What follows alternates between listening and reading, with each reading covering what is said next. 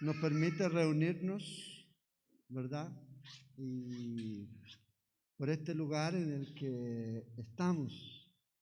Este va a ser nuestra casa los domingos, ¿ya? A partir de este domingo hasta diciembre, si Dios no viene antes.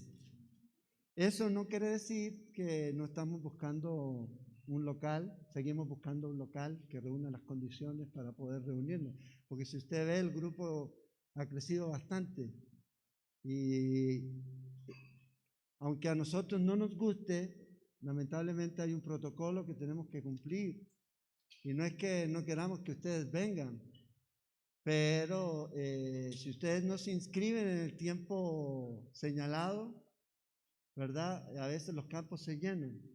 Entonces, desde ahora en adelante nos vamos a estar reuniendo aquí y va a ser desde las 10:30 de la mañana. Hoy día es el último día que nos madrugamos, hoy día es a las 10, así que van a tener media hora más para dormir el próximo domingo, 10:30.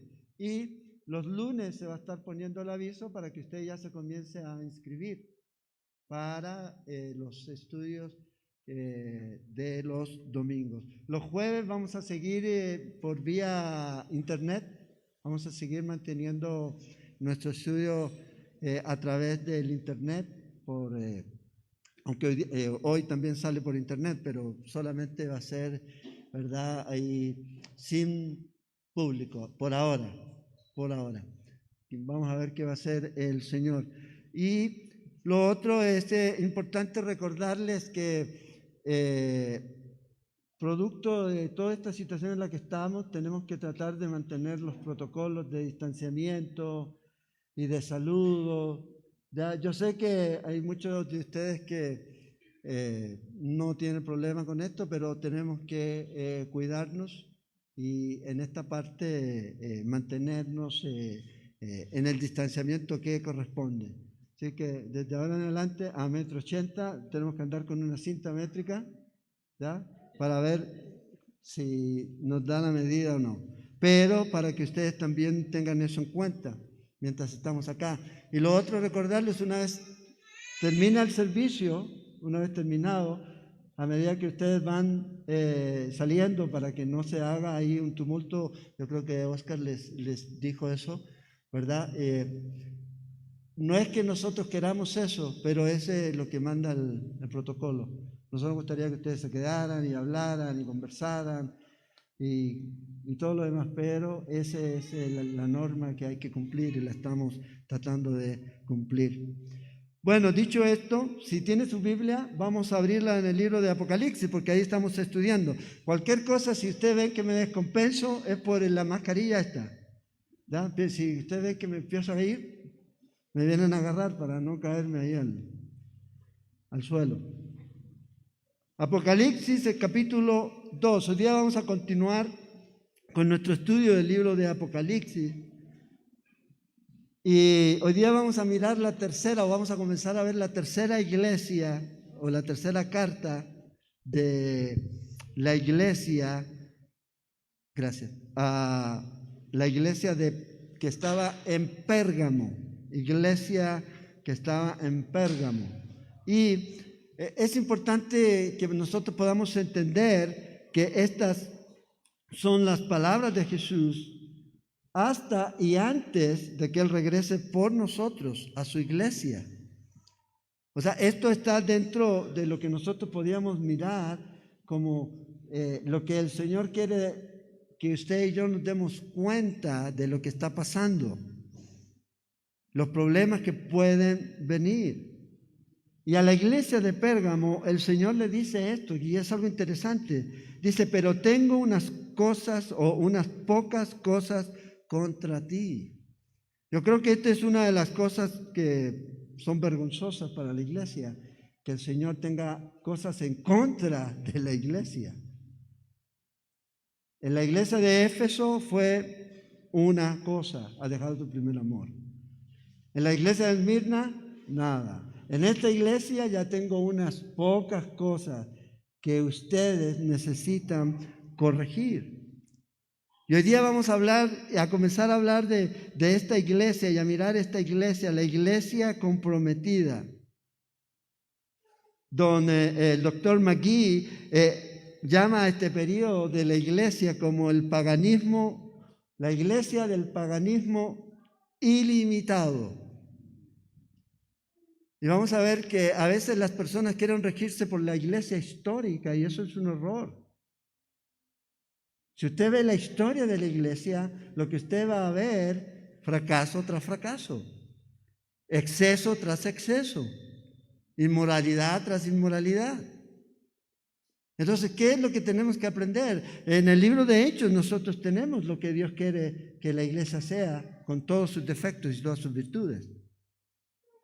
Por eso cuando te atacan con la historia de la iglesia, nada podemos decir, es verdad. Usted ha mirado y ha visto a lo mejor por la televisión o películas, ya cuando hacían esas cruzadas en el nombre de Dios y se iban a Tierra Santa y mataban y hacían una serie de cosas que Dios no les había ordenado. Y es aquí en este periodo de la iglesia, entre el año 300, cuando cambia el paradigma de la iglesia, deja de ser una iglesia perseguida a una iglesia en donde es reconocida. Deja de ser una iglesia pobre y pasa a ser una iglesia rica. Y aquí es donde cambia todo eso. Y muchos de los vicios que nosotros hoy día vemos en la iglesia nacen en este tiempo. Entonces vamos a leer los versículos 12 al 17 del capítulo 2. Y vamos a iniciar el estudio de este periodo de la historia de la iglesia. Dice: escribe al ángel de la iglesia en Pérgamo. El que tiene la espada aguda de dos filos dice esto, la identificación de Cristo. Y es interesante que se identifique a esta iglesia como el que tiene la espada de dos filos, y vamos a ver en representación a la palabra de Dios. La palabra de Dios. Cualquier juicio que usted vaya a hacer, no puede hacer un juicio en su criterio, o en lo que yo creo, en lo que yo pienso, en mi sociología, en mi razonamiento, sino en base a lo que dice la Escritura. No de otra forma. Y Jesús dice que Él se presenta así. Y dice: yo conozco tus obras. Y lo mismo que dije la semana pasada, esta parte del versículo no aparece en todos los textos, fue agregado después. Pero luego dice: ¿y dónde moras? Donde está el trono de Satanás. Pero retienes mi nombre y no has negado mi fe. Fíjese qué interesante, y vamos a ver el contraste. Podemos tener una apariencia por fuera muy buena, pero con nuestros hechos podemos tener una teología correcta, pero nuestros hechos niegan esa teología, niegan esa creencia, cuando comenzamos a vivir de una manera que obviamente no le agrada a Dios, que está fundada en lo que dice la palabra de Dios. Dice: no has negado mi fe, ni aún en los días de Antipas, mi testigo fiel, fue muerto entre vosotros, donde mora Satanás. ¿Dónde usted piensa que mora Satanás? Muchos piensan que Satanás está en el infierno y que tiene un tridente y está, ¿verdad?, picaneando ahí, pulsando a los que están ahí siendo atormentados. Vamos a ver que no. Eso es algo que escapa a la realidad de lo que enseña la Escritura. Pero tengo unas pocas cosas contra ti, dice, unas pocas cosas contra ti. Y vea las que va a nombrar. Dice que tienes ahí a los que retienen la doctrina de Balaam, que enseñaba a Balac a poner tropiezo ante los hijos de Israel, a comer cosas sacrificadas a los ídolos y a cometer fornicación. Y también tienes a los que retienen la doctrina. Fíjense, doctrina. Tenemos que aprender a discernir la doctrina, tenemos que aprender a conocer la doctrina. Cuando viene alguien y te dice que la doctrina no es importante, es un error grave. Y ya sabes de dónde viene. Ya sabes de dónde viene. Entonces, estos tienen la doctrina, retienen la doctrina de los nicolaitas, la que yo aborrezco. A veces la gente dice: Dios nos ama a todos, vea, Dios aborrece cosas. También. Por tanto, arrepiéntete, pues si no vendré a ti pronto y pelearé contra ellos con la espada de mi boca. El que tiene oído, oiga lo que el Espíritu dice a la iglesia. Esto es general. ¿Usted tiene oídos? Esto es para usted y para... Yo tengo oídos. No oigo muy bien, pero tengo oídos. Y si tengo oídos, el Señor me está diciendo, si usted tiene oídos, pero no solo estos, sino el corazón, escuche lo que el Señor quiere decirte. O sea, esto es individual también. No solamente para un grupo, sino que es para cada uno de nosotros. Al que venciere daré de comer del maná escondido y le daré una piedrecita blanca. Y en la piedrecita escrito un nombre nuevo. ¿Cuántos han querido cambiar el nombre? ¿Ya? Bueno, espere porque se lo van a cambiar. El cual ninguno conoce sino aquel el que lo recibe. En esta ciudad, en la ciudad de Pérgamo, era donde se ofrecía incienso a César. Y dentro de las cosas que tú tenías que decir en el momento de ofrecer ese incienso, decir que César es el Señor. Y obviamente esto era un problema para los cristianos. Era un problema para ellos. Debe ser un problema para nosotros, porque para nosotros no hay otro Señor que Jesucristo. El apóstol Pablo en 1 Corintios, el capítulo 12, nos dice eso. Nadie puede llamar Señor a Cristo si no es por el Espíritu de Dios. Entonces los cristianos reconocemos eso. Entendemos que solamente hay un Señor. Entonces esta iglesia estaba en una situación bastante complicada y vamos a ver eso ahora. Entonces acuérdate, esto podemos verlo en 4 aspectos: histórico, práctico, personal y profético. Ya lo hemos visto en las otras introducciones de la iglesia. Y hoy día nosotros estamos viviendo tiempos en los cuales, wow, son tiempos increíbles. Estamos viendo en tiempo real el cumplimiento de muchas profecías, de cómo se va encaminando todo esto y cómo este ajedrez que para algunos se va formando y se va moviendo aquí. Como iglesia estamos en un periodo histórico.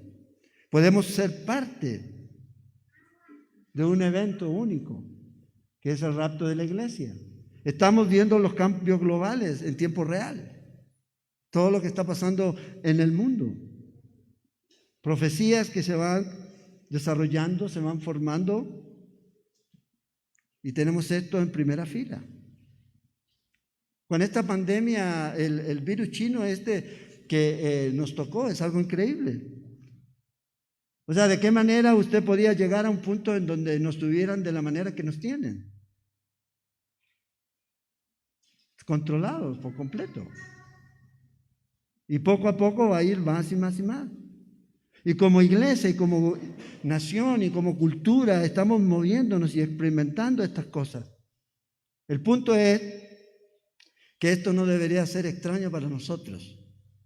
Vea, Jesús dijo esto y esto debe darnos esperanza a nosotros. En Juan, en capítulo 16, versículo 4, dice: más os he dicho estas cosas para que cuando llegue la hora os acordéis de que ya os lo había dicho. Y si usted va al Antiguo Testamento, porque aquí vienen aquellos días, dice Joel 3:1. Y si usted ve y va por los evangelios, se va a encontrar de que el Señor habló acerca de esto. Miren la higuera, aprendan de la parábola. Y aquí nosotros estamos en este tiempo, en aquellos días en donde algo tremendo va a ocurrir. Especialmente nosotros como nación, como iglesia, pero individualmente como cristianos. Debemos nosotros examinar y determinar si estamos bien con Dios o no. ¿Cómo estamos nosotros ahora? La iglesia de Pérgamo, o que estaba en la ciudad de Pérgamo, Pérgamo es una ciudad relativamente importante, sobre todo en su aspecto que tiene que ver con lo religioso. Fíjese, aquí dice en el versículo 12, escribe al ángel de la iglesia en Pérgamo, a la persona que estaba encargada en Pérgamo. Y Pérgamo en la historia proféticamente ocupa un periodo desde el año 313 hasta el 600. abriendo un periodo de la historia bastante oscuro para la iglesia. Para muchos la iglesia de Pérgamo era la iglesia mundana, una iglesia que estaba a 110 kilómetros de Esmirna, cerca del mar Egeo. Bergama se llama ahorita, en Turquía. Turquía, ahí es en la zona en donde todas estas iglesias estaban aquí. Era la capital política de Asia Menor para los romanos. Una ciudad que tenía ya siglos de existencia y que estaba construida sobre un monte de 500 metros de altura, en una meseta, y ellos podían ver todo el valle, donde habían sendos templos para Zeus y para los dioses que usted quisiera. Especialmente había un dios, ¿ya? Esculapio, el de la serpiente, ¿ya? El de los galenos. El primer galeno, ¿ya? Es aquí de Pérgamo. Y no era porque era el primer médico, sino que él se llamaba así, Galeno. Y de ahí vienen todos los galenos, ¿ya? Fue el segundo médico más importante, dicen muchos, en ese tiempo. Era una ciudad que la cultura era increíble, tenía una biblioteca, imagínense, de 200,000 tomos. La única biblioteca que la superaba era la Alejandría. La historia nos dice que cuando llegó Marco Antonio, ¿ya? Que estaba enamorado de Cleopatra, tomó todos estos pergaminos y se los llevó a Alejandría de regalo para Cleopatra. Aquí en Pérgamo se inventó la escritura en piel. Comenzó el pergamino y comenzó a quedar de lado el papiro, que era parte de que venía de Alejandría, de Egipto. Era un material más resistente. Y aquí estaba como les digo, este Dios de la salud. Entonces la gente a veces venía a esta ciudad, y de hecho era un centro en el cual la gente iba con fe a buscar sanidad. Había un templo que hoy día sería lo que llamaríamos un hospital. Un hospital en donde usted podía llegar y podía pasar la noche ahí, y estaba lleno de serpientes.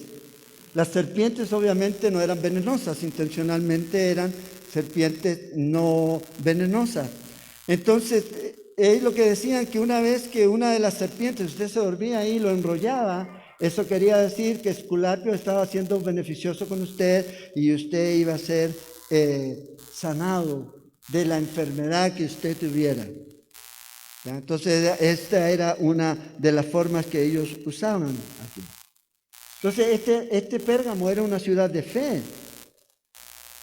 Pero esta fe estaba centrada en el materialismo y en satanismo propiamente tal. De hecho, el templo de Zeus era impresionante, de 20 por 30 metros, y se veía desde todas partes. Y ahí es donde quemaban constantemente incienso. Ahí. Entonces aquí comienza toda esta cultura de la medicina, pero también comienza todo este misticismo. Usted ha oído hablar de la sanación a través de confesar positivamente y todo eso. Bueno, aquí nace esto. Había un lugar dentro del mismo templo en donde tenía unos agujeros en el techo, y habían unas mujeres, unas prostitutas que trabajaban para este templo, que cuando usted caminaba, ellas susurraban mientras usted caminaba por el templo: vas a ser sano, créelo, vas a ser sano, recibe sanidad. ¿Dónde ha escuchado usted eso antes? Bueno, ellos es lo que ellos practicaban. Te vas a mejorar, te sientes mejor. Ay, sí, me siento mejor. Eran las prácticas que estas personas usaban ahí. Entonces, la ciudadanía, la gente de este lugar, era un lugar bastante complicado. Cualquiera que no creyera en esto se le consideraba ateo. Entonces, imagínate en el lugar en donde estaba todo esto. Y con este médico Claudio Galeno, que era el que trataba de buscarle sentido. Él decía que la naturaleza de la creación o en el cuerpo humano, nada era en vano. Entonces él trató de buscarle el sentido a todos los organismos del cuerpo y creó una forma en la cual él trataba de curar todos los organismos del cuerpo, tratando de conocerlos. Ya en ese tiempo, en el 200 antes de Cristo. Entonces, esta ciudad tenía templos, no solamente para Zeus y Esculapio, sino también para Apolo, para Dionisio, para César. Y el nombre de esta ciudad es interesante. ¿Por qué? Porque algunos hablan de un matrimonio consumado o un matrimonio mixto. Ahora, ¿qué es lo interesante? Que el nombre real de Pérgamo debería significar ciudadela. Pero la palabra gamos, de la palabra Pérgamos, gamos, significa matrimonio. Entonces, algunos piensan que el per, que está delante ahí, que para muchos no tiene mucho sentido, no saben exactamente lo que significa, dicen por imaginación ponerle a esta ciudad matrimonio mixto. Y tiene mucho sentido. Es un matrimonio mixto en donde va a mezclarse el cristianismo con otras corrientes. No solamente corrientes espirituales, sino también de tipo política dentro de la iglesia. Entonces, Pérgamo es el centro religioso, Éfeso es el centro político y Esmirna es el centro comercial. Estas tres ciudades que hemos visto tienen su propósito. Pero aquí es la unión de dos cosas que nunca debieron unirse. Nunca debieron unirse. Tenía una población aproximada, Pérgamo, en el tiempo en que Juan escribe esta carta, de 200,000 habitantes. Un lugar perverso, un lugar de mucho cultura, mucho asunto artístico, pero también mucha inmoralidad, mucha idolatría desenfrenada. Totalmente aquí. Y aquí es donde está establecida la iglesia.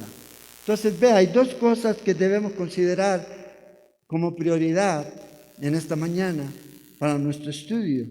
Una tiene que ver, y eso lo podemos aplicar en nuestra vida, una tiene que ver con la fidelidad hasta el punto de ser martirizados por Cristo, o sea, de morir por nuestra fe si es necesario. Y lo segundo tiene que ver con el compromiso con el mundo y con el espíritu de este mundo. En primera de Juan, en el capítulo 2, versículo 15 al 17, Juan nos dice, no améis al mundo ni las cosas que están en el mundo. Si alguno ama al mundo, dice, el amor del Padre no está en él. Y esto es un gran problema hoy día. Por eso Pablo les escribe a los Corintios, en el capítulo 13, versículo 5, examínense a vosotros mismos si estáis en la fe. ¿Dónde está su corazón? Están contaminados. Y la idea aquí de examinarse tiene la idea de esta palabra de ver si lo que se está anunciando, que se vende, es realmente lo que es. Esa es la idea. ¿Ha visto usted en la publicidad de que a veces hay publicidad engañosa? Llame ya, y cuando a usted le llega la cosa no era como se veía en la televisión. Bueno, aquí es la misma idea, examínese para que cuando usted muestre o diga lo que es, realmente muestre lo que realmente es, no lo que no es. Entonces, aquí es en este tiempo en donde la iglesia comienza a mezclarse. Y aparece este famoso emperador Constantino en el año 300. Y usted lo puede ver en la historia, no los voy a cansar con la historia. Pero él fue llamado el sumo pontífice. Unió la iglesia después de estar en un conflicto, después de dividirse el reino. Él tenía el ejército de Bretaña y los otros en Italia. Conquistó, pero era inferior 3 veces en número. y le pidió ayuda a los cristianos, y supuestamente él dice que tuvo un sueño, según lo dice la historiadora, dice, siguiendo esta señal vencerás, y la señal que aparecía en esa bandera, dice que era una cruz. Entonces, una vez que venció, lo que hace es, a todo el ejército los pasó por agua, bautismo, y ya declaró la religión ya cristiana no más proscrita, sino que ahora ya pasó de una religión a ser del Estado. Y yo voy a ser el sumo pontífice, o pontífices máximos, o sea, puente mayor, eso es lo que quiere decir, la unión. Ahora, Dios no ha delegado a ningún hombre que sea el puente mayor entre el hombre y Dios. El único puente mayor es Cristo Jesús, no hay otro, no hay ningún hombre. Y eso nos dice Pablo en 2 de Timoteo. Entonces aquí es donde está esta iglesia. Una iglesia que había sido perseguida y más de 6 millones de cristianos habían muerto durante ese periodo. Satanás dijo, wow, esta gente en vez de disminuir, siguen creciendo. ¿Qué voy a hacer? Voy a dejar de rugir como león y voy a comenzar a ser sutilmente una serpiente. Y voy a entrar a la iglesia. Si no puedes con ellos, únete. Y eso es lo que hizo. La serpiente engañosa y comenzó a engañar. Es en este periodo en donde aparecen una serie de prácticas en la iglesia que no están establecidas en la palabra de Dios. Por ejemplo, la oración por los muertos aparece en el 310. El uso de las velas en el 320. Veneración de ángeles en el 375. La señal de la cruz en el 300. Supersticiones ya que tenían que ver con la misa y todo lo demás en el 394. Un culto ya derechamente a María en el 421. Y todo esto hablado por la iglesia. Es en ese tiempo donde se comienza a usar el concepto Madre de Dios. Yo sé, ese concepto viene mucho más atrás con Nimrod y todo eso, pero es aquí ya, para elevarla a una posición. El 526 se establece la extrema unción. El 593 se establece el purgatorio, la doctrina del purgatorio. Y Bonifacio III se arroja el poder de ser el obispo universal, llegando a ser el primer papa en el año 606. Todo eso ocurre en este tiempo. Así que era un tiempo bastante difícil y la ciudad donde estaba esta iglesia era un lugar bastante difícil. Por eso Jesús dice aquí, se identifica, fíjense, el que tiene la espada, versículo 12, aguda de 2 filos, dice esto. Aquí esto no lo tenemos que adivinar, esto es la palabra de Dios. Literalmente esta cláusula dice así, el que tiene la espada, la de doble filo, la afilada, dice esto. Y aquí Jesús se está mostrando con toda la autoridad. Porque en ese tiempo el uso de la espada de los procónsules, él le mostraba autoridad. Solo ellos podían, no todos podían usar espada para traer justicia. Bueno, aquí está diciendo, Señor, yo tengo esta espada. Hebreos 4:12 nos dice que la palabra de Dios es viva y eficaz y más cortante que espada de 2 filos, que penetra hasta partir el alma y el espíritu. Las coyunturas, dice, es la palabra de Dios. En primera instancia, lo que hace la palabra de Dios es exponer el corazón del hombre, mostrar que está condenado. Pero también la palabra de Dios muestra que hay perdón y salvación solo a través de Cristo Jesús. 7 veces se usa en la Biblia esta palabra que usa aquí para espada, Juan, 7 veces. Entonces, Pérgamo era un lugar donde había mucho poder y mucho intelectual y mucho asunto literario y de conocimiento. Pero Juan está diciendo, o el Señor nos está diciendo a nosotros, que realmente el verdadero poder, la verdadera capacidad, sabiduría viene de la palabra de Dios. La única verdad está ahí. Es la única digna de ser obedecida y es digna de ser seguida. Entonces esta es la palabra de Dios y se presenta aquí, el Señor Jesús. Y fíjese, dice aquí que yo conozco tus obras, hablando de la ciudad, de la iglesia y donde mora. La palabra aquí morar habla acerca del lugar en donde está esta ciudad. Habla del carácter permanente en donde ellos estaban. Si usted va a algún lugar y dice este lugar no me gusta, a veces generalmente nosotros pensamos irnos. Siempre buscamos un lugar bueno, un lugar agradable, un lugar bonito.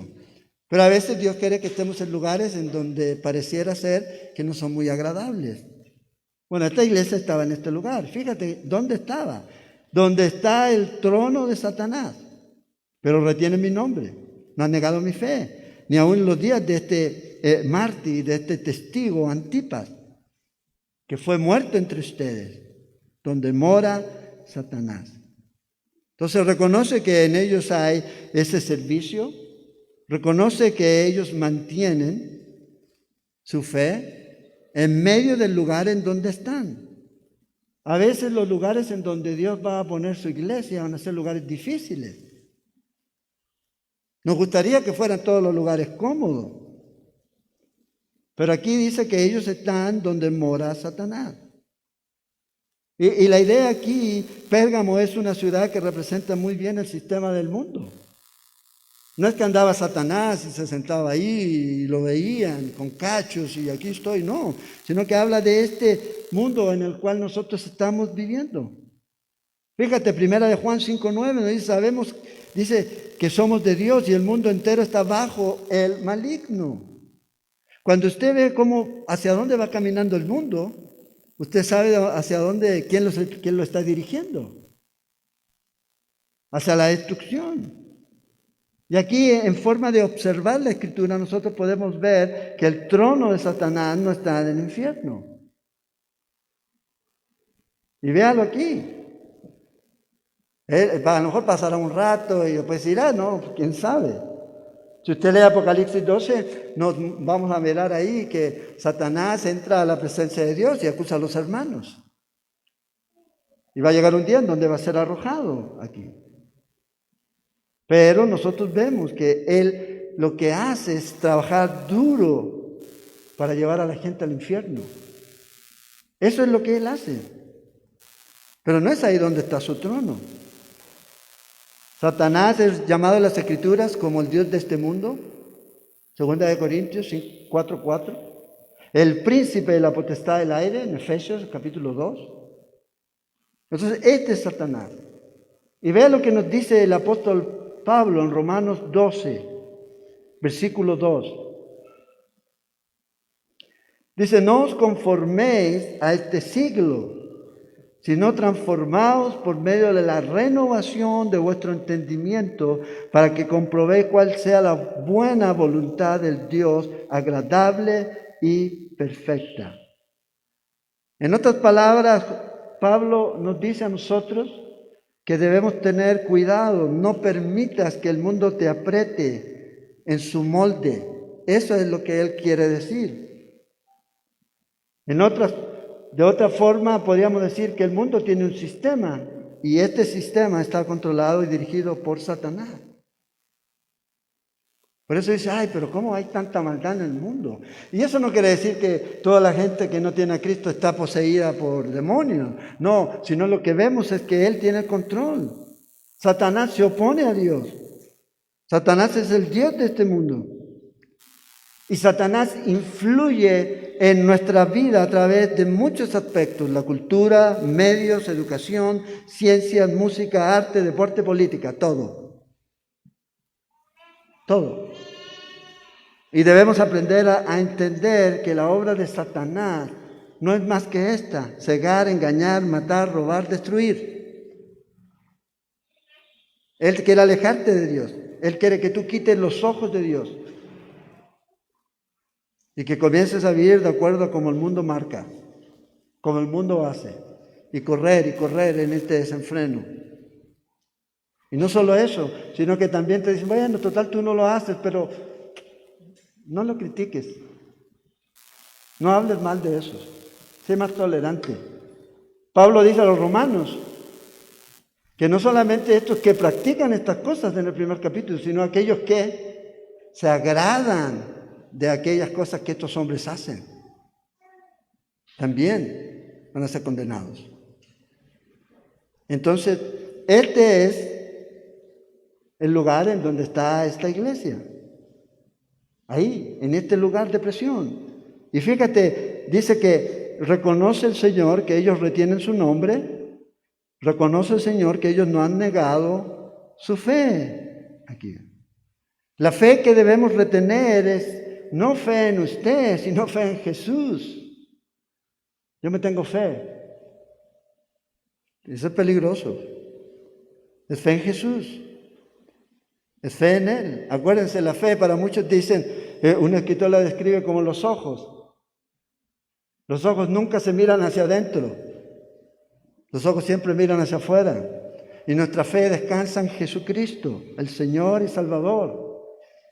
Y en Él podemos estar confiados. Y Cristo aquí alaba a estos cristianos en Pérgamo. No han negado su fe.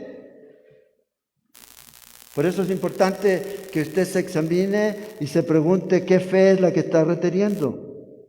¿La fe que pertenece a Cristo Jesús o la fe que a usted le gustaría acomodar para su propia vida, para su propio estilo de vida?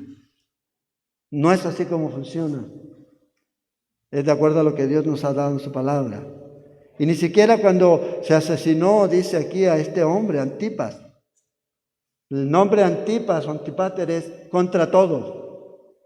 Y se paró firme. Y según nos cuenta la historia, nos dice que este Antipas, que no es muy conocido, algunos piensan que era el pastor de esta iglesia, murió, lo metieron en un becerro y lo quemaron dentro. Lo quemaron en ese becerro.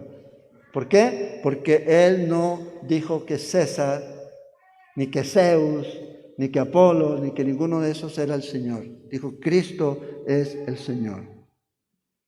Ahora, esta es la única referencia que tenemos a Antipas. Es un nombre bastante desconocido para muchos, pero no para Dios. ¿Por qué? Se mantuvo firme en la fe. Un buen ejemplo. Siguió a Jesús y mostró al mundo quién era Jesús a través de su vida. Anónimos, eres anónimos en la Biblia. No hay mucho de él, solo esto. La única vez que habla de él aquí. Antipas vivió aquí en este lugar y se opuso contra todo lo que se oponía a Dios. Es un ejemplo, es un mártir, nos dice aquí. La palabra mártir que aparece aquí es bastante interesante, porque en el griego clásico lo que significaba es una persona que sencillamente decía, esta es verdad y yo lo sé. Punto. Pero luego en el Nuevo Testamento adquirió otro sentido, y es el sentido de que estas personas morían por el testimonio de decir lo que era verdad y lo que ellos sabían. Y este es este hombre. Entonces la pregunta es si somos buenos testigos o malos testigos. A lo mejor usted dice, bueno, a mí nunca me han presionado para morir por Cristo. Pero vélo desde esta perspectiva. ¿Estás muriendo a ti mismo? Porque el día que comiences a morir a ti mismo, tomar tu cruz y negarte a ti mismo, estás siendo un mártir. Estás dando testimonio, porque estás muriendo a ti mismo, estás dando testimonio de Cristo Jesús. ¿Cuál es la palabra aquí clave? Es que este hombre fue fiel. Eso es lo que Dios requiere. A lo mejor ninguno de nosotros va a morir por la fe en Cristo Jesús. Pero vamos a ser fieles. Y el Señor le dice a los fieles, en lo poco has sido fiel, en lo mucho te pondré. Un mártir es una persona que conoce la verdad, yo sé la verdad, vive la verdad y cree la verdad. No solamente basta con conocer la verdad, tienes que vivirla y creerla. Y este hombre es mencionado aquí. Fiel bajo persecución. ¿Cuál es el mensaje clave de estas cartas de Apocalipsis? Persecución. Viene de persecución. Si usted ve las iglesias en el mundo, hay iglesias que hoy día no tienen problemas, pero hay otras iglesias que están siendo perseguidas. ¿Ya? En Cuba ahora en Cuba hay pastores presos. Claro, usted no lo va a ver, no lo va a escuchar. Pero es lo que está pasando. Ni hablar en Corea del Norte, en la India. Se han mantenido firmes. Dice aquí, tú estás en este lugar donde mora Satanás y has mantenido fiel. Entonces, ¿qué debemos hacer? Mantengámonos fieles en el lugar donde Dios nos ha llamado. Y puede ser el peor lugar.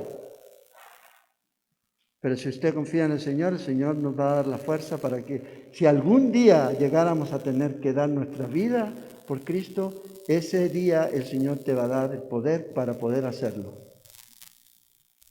No esperes comprar el boleto antes. Cuando lo necesites, el Señor te lo va a dar. Pero ahora, ¿qué debemos seguir? Siendo fieles. Aférrate a su nombre, a la autoridad de Cristo. Aférrate a la revelación de Cristo, que está registrada aquí en las Escrituras. Y luego dice aquí, fíjense, el versículo 14, pero tengo unas pocas cosas contra ti. Dice que tiene. La palabra aquí tiene la idea de un tumor en medio de ti. Entonces tienes en tu cuerpo un tumor. Es lo que le está diciendo. Que tienes ahí a los que retienen la doctrina de Balaam, que enseñaba a Balac a poner tropiezo, escándalo en la palabra, ante los hijos de Israel, a comer estas cosas que eran sacrificadas a los ídolos y a cometer fornicación. Tienes también a los que mantienen la doctrina y retienen la doctrina de los nicolaitas, las que yo aborrezco. Entonces, fíjate, esta iglesia, en un principio el Señor la alaba, y eso es importante. El Señor siempre va a mostrar lo que tenemos bueno, pero también no va a dejar pasar lo malo que tenemos. Nosotros sí, a nosotros nos gusta que solo diga lo bueno que es usted, lo bonito que es, ¿ya? Lo cariñoso que es. Pero en la otra parte no me diga, no es conmigo. Bueno, el Señor no es así. Dice, ustedes han retenido mi nombre, se han mantenido en la fe, pero a pesar de todo eso, no hay excusa para que yo pase por alto lo que tengo contra ustedes. Y se los voy a decir. Entonces no basta tener la verdad, si no andamos en la verdad. Entonces hay muchos cristianos que hoy día tienen la verdad, pero no andan en la verdad. Viven como ellos quieren. Y aquí menciona esta famosa doctrina de Balaam. ¿Se acuerda que nosotros la estudiamos en el libro de Judas? Profundamente. Y todas las implicaciones que trajo este profeta cuando fue llamado por Balac. Ahí en el libro de Números, del capítulo 22 al 24. Ahí puede leer después usted. Y su muerte en el capítulo 31. ¿Y qué es lo que introdujo él? Como no podía maldecir al pueblo de Israel. Hoy día hay mucha gente, un paréntesis, mucha gente anda con que las maldiciones y las maldiciones. Vea, si usted es un hijo de Dios, nadie te puede maldecir. Nadie te puede maldecir. Son decisiones que usted toma y le echa la culpa. Es que esta maldita maldición del adulterio, esta maldita maldición. No, solito. Solito. Toma su decisión. Y este hombre fue llamado para que él maldijera al pueblo de Israel y no podía. Cada vez que lo intentaba hacer, ¿qué hacía? Salían bendiciones. ¿Cuánto más nosotros que tenemos el Espíritu Santo? Nadie te puede maldecir. ¿Pero qué hizo? Entonces dijo, como no lo puedo maldecir y me quiero ganar el billete, acuérdense que a él le iban a pagar. Entonces dijo, ¿qué hago? Bueno, se le ocurrió introducir, dice al pueblo, deja que tus mujeres se junten con los hombres de Israel y vas a ver cómo ellos mismos van a entrar en inmoralidad, en idolatría, y Dios mismo va a traer juicio sobre ellos. O sea, este es el típico hombre profeta que hoy día dirían algunos profetas de Dios, que deseaba obtener ganancias de ser un hombre de Dios. Y él quería recibir como sea.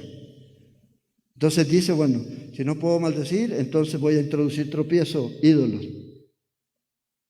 Ídolos. Fíjense, esta iglesia no negaba a Jesús, pero sus prácticas lo deshonraban. Por eso hace este ejemplo aquí. Por eso es la mención. Los lleva a fornicación. La idolatría es una fornicación espiritual. En el libro de Ezequiel, en el libro de Jeremías, el profeta habla acerca de eso. ¿Y qué pasó con el pueblo de Israel? Usted sabe la historia. Dios trajo juicio. Más de 23,000 personas murieron por este pecado. Que este hombre aconsejó a Balac que hiciera para que el pueblo de Israel fuera destruido por Dios. Entonces, siempre va a haber tentaciones, hermanos. Siempre. No piense que usted no va a pasar por tentaciones. Pero el problema aquí puede ser física, puede ser espiritual, puede ser como sea. Pero ninguna tentación te puede obligar a pecar. Ninguna tentación tiene el poder para llevarte a hacer algo que va en contra de Dios. Nosotros decidimos hacerlo. Y esto es lo que hizo este hombre. Dijo, tíreles en el suelo y vea que va a haber resultado. Pero hoy día la gente hace lo mismo. Siempre estamos tratando de culpar a alguien más. Vea lo que dice el Señor en el libro de Santiago, en el capítulo 1, versículo 13. Cuando alguno es tentado, no diga que es tentado de parte de Dios, porque Dios no puede ser tentado por el mal, ni Él tienta a nadie, sino que cada uno es tentado cuando en su propia, dice, de su propia concupiscencia, es atraído y seducido. Entonces, la concupiscencia, después que ha concebido, da a luz el pecado, y el pecado, siendo consumado, da a luz la muerte. La muerte. No produce nada bueno. Pero ese es el momento en que comienza a ser seducido y usted comienza a jugar con este pensamiento que se le vino a lo mejor a su mente, o comienza a profundizar en una relación que no debe profundizar, o comienza a mirar más allá de lo que debe mirar en televisión, por internet, y comienza. Esto no me va a afectar. Santiago nos dice otra cosa, el Señor nos dice otra cosa. Te va a afectar y va a producir grandes problemas en tu vida si no te arrepientes. Entonces, este hombre fue aquí usado como ejemplo y la iglesia estaba tomando esto. Inmoralidad, idolatría y todo esto. O sea, la iglesia del Señor debe estar separada de la contaminación del mundo. Estamos en el mundo, pero no somos del mundo. Acuérdense lo que dijo Jesús. Entonces tenemos que estar separados. Entonces esta iglesia es la iglesia que está reteniendo la doctrina de Balaam. Y la doctrina de Balaam siempre tiene tendencias a dos cosas, idolatría e inmoralidad. Y en ese tiempo se comenzó a provocar inmoralidad e idolatría. Siempre van juntas. Siempre la idolatría va acompañada de inmoralidad. Vea lo que pasó con el pueblo de Israel cuando construyeron el becerro de oro. No solo fue idolatría, sino que también se volcaron a la inmoralidad. Terrible. Y también tienen a los que retienen la doctrina de los nicolaitas, aquellos que conquistan, aquellos que tienen y quieren tener el control sobre la gente. Estos están infiltrados en la iglesia, nos dice aquí. Entonces, fíjate, el reproche es contra aquellos en la iglesia que permiten a aquellos que continúen con esta doctrina. Nosotros como pastor no podemos permitir que eso ocurra. Por eso cuando alguien se para aquí detrás del púlpito a enseñar la palabra de Dios, tiene que enseñar la palabra del Señor y no cualquier cosa que se le ocurra. Este es un lugar, no es un lugar para venir a motivar a la gente.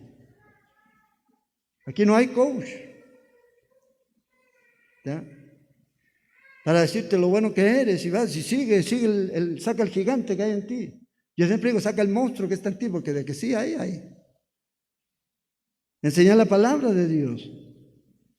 No tolerar a aquellas personas que comienzan a enseñar, o aquellas prácticas en la iglesia que lo que van a producir es problema en la congregación. En 1 Corintios lo vemos eso, capítulo 5. La iglesia aceptó que un hombre comenzara a vivir con su madrastra y no hicieron nada. Y Pablo dice, yo ya lo juzgué, al tal sáquenlo de la iglesia. Suena fuerte, pero hoy día no, queremos ser demasiado tolerantes. No vamos a apedrear a nadie, pero siempre vamos a tratar de estar enseñando que la iglesia y tu vida y mi vida no debe comprometerse nunca por o con el pecado. Nunca. Porque al final la consecuencia va a ser terrible. Es que necesitamos toda la ayuda que necesitemos. Agarremos este plan o hagamos esta cosa. No, Dios tiene su plan, es su iglesia, Él la guía, Él la provee, Él la sustenta, Él la guarda. Él levanta a los hombres. No necesitamos gente del mundo que nos venga a enseñar. Qué orgulloso el pastor. No, ¿qué nos va a enseñar? Claro, a lo mejor si usted es un médico, tenemos médicos cristianos. No es que se enseñe la medicina cristiana, no. Pero que son cristianos, sí. Pero el hombre generalmente, ¿qué te va a enseñar? La sabiduría del mundo. La sabiduría del mundo y no la sabiduría que viene de Dios. Y esta iglesia comenzó a ser perseguida y este hombre murió por eso. Y estos hombres comenzaron a tomar estas enseñanzas y las comenzaron a mezclar. El humanismo secular, hedionismo, existencialismo y todo paganismo. Porque todo conduce a eso. Entonces, las mezclas de las doctrinas no es algo nuevo, hoy día lo podemos ver también.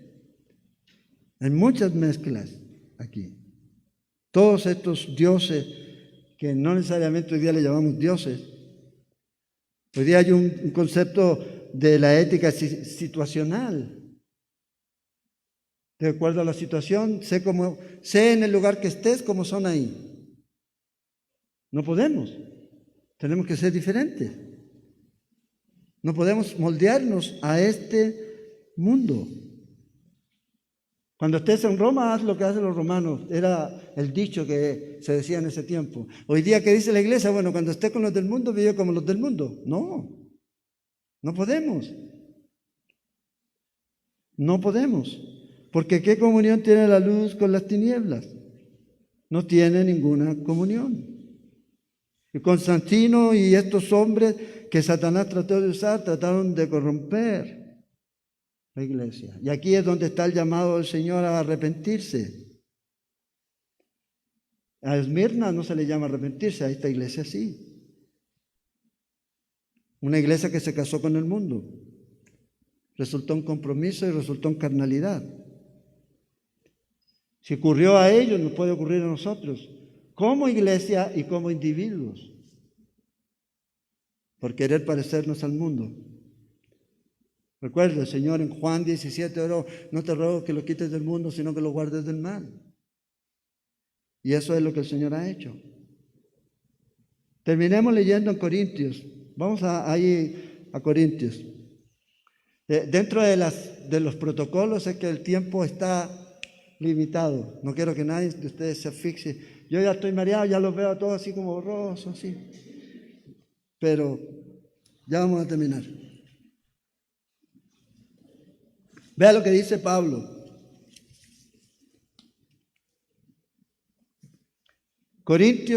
Segunda de Corintios, capítulo 6, versículo 14 al 18. No os unáis en yugo desigual con los incrédulos. Porque ¿qué compañerismo tiene la justicia con la injusticia? ¿Qué comunión la luz con las tinieblas? ¿Y qué concordia Cristo con Belial? ¿O qué parte el creyente con el incrédulo? ¿Y qué acuerdo hay entre el templo de Dios y los ídolos? ¿Quién es un templo de Dios? Usted, yo, somos templo de Dios. No se imagina edificios.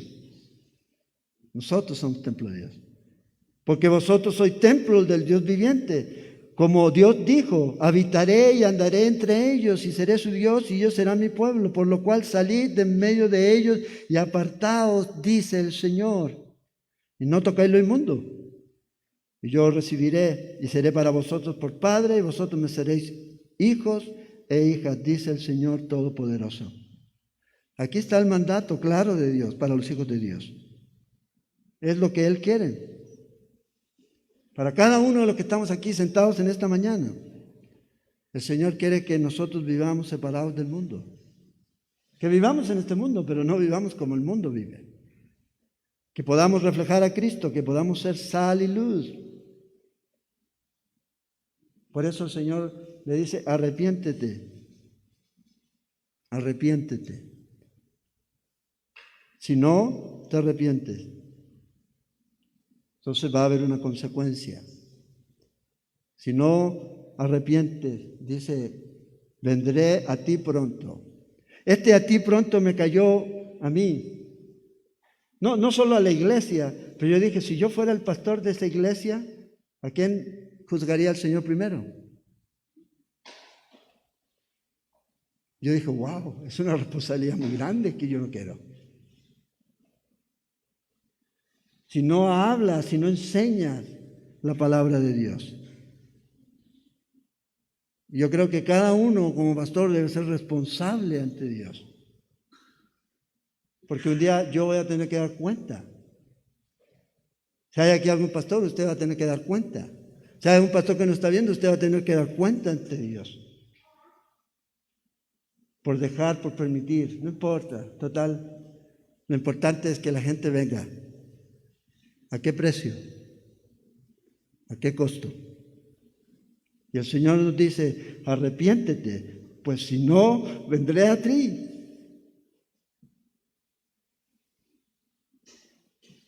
Pronto, dice, y pelearé contra ellos, fíjate.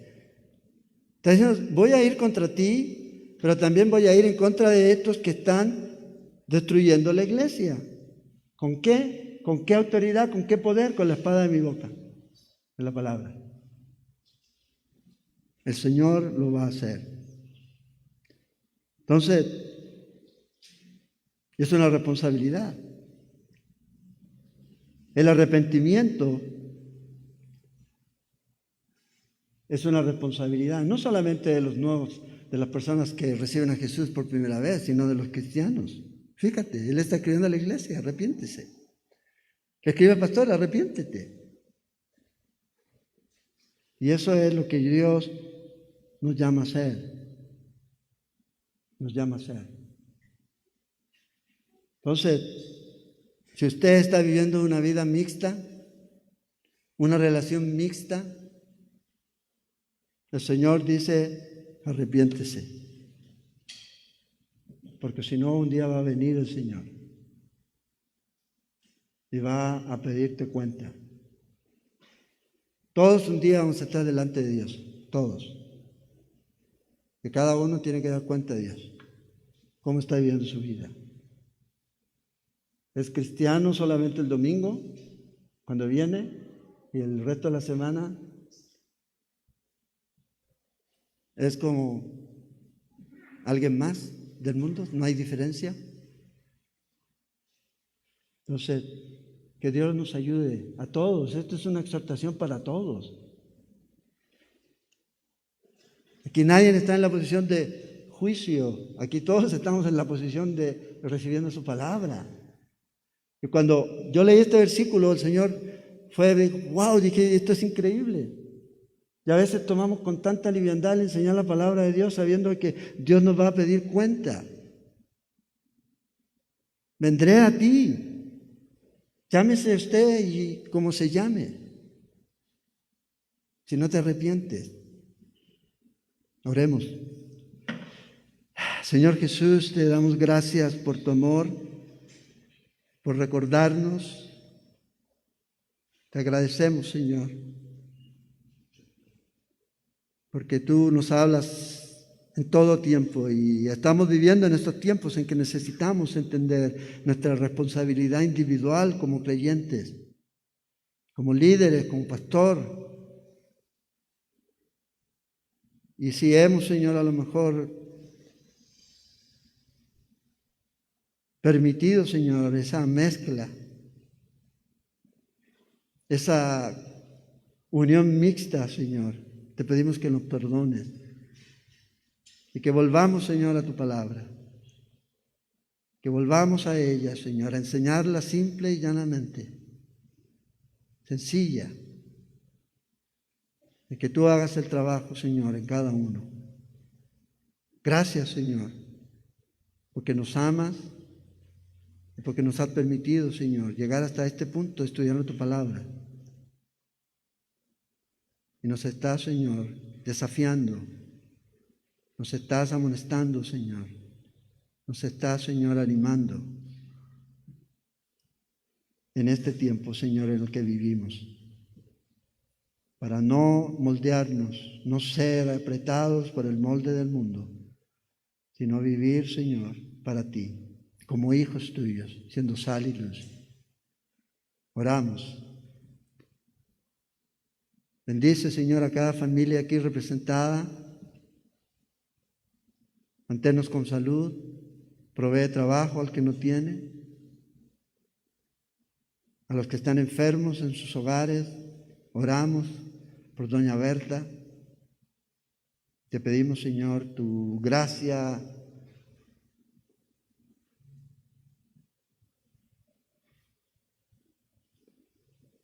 tu amor para ella, Señor, que ella pueda sentir, Señor, que tú estás ahí, fortalecer su fe en ti, Señor. Oramos, Señor, por ella, oramos para que sea ese ejemplo, Señor, de fe para su familia. Oramos, Señor, para que nos ayudes a ser fieles, Señor, el tiempo que nos quede, para dar testimonio tuyo, Señor, siendo hijos tuyos, Señor, a este mundo, siendo sal y luz. Sabemos que viene, Señor, lo esperamos, lo amamos, lo anhelamos, pero ayúdanos, Señor, mientras esperamos, anhelamos y amamos tu venida, a ser útiles, a proclamar tu verdad y a alcanzar a aquellos que no han sido alcanzados. Úsanos como iglesia y como creyentes, Señor, individuales. Te lo pedimos, Padre, en esta mañana. En el nombre de Jesús oramos. Amén. Amén. Bueno, vamos a terminar. Vamos a tener un canto, pero antes voy a pasarlos. Bueno, ahí van a pasar los anuncios rápidamente, porque ya el tiempo ahí se nos está yendo. Y los anuncios son que a partir de el martes tenemos escuela de ministerio por Zoom. ¿Ya? El pastor Sergio López va a estar compartiéndonos.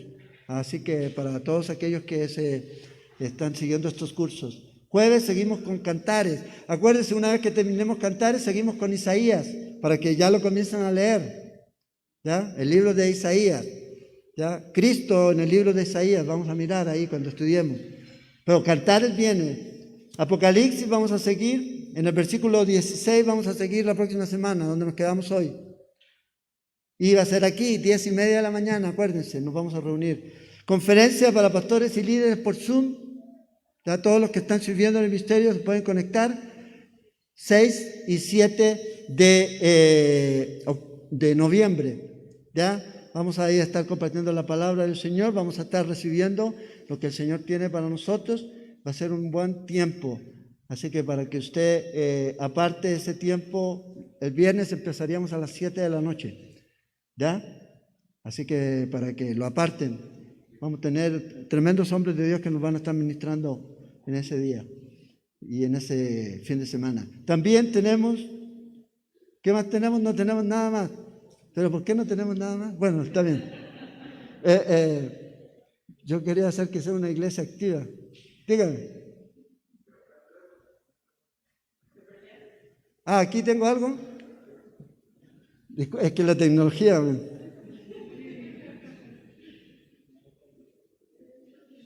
¿Qué me está llamando Jesús? Ok.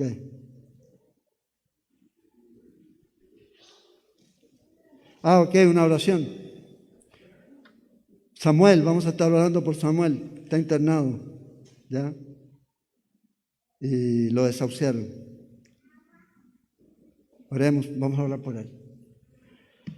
Señor Jesús, oramos por Samuel. Te pedimos por él, Señor, que él pueda escucharte, como su nombre así lo dice.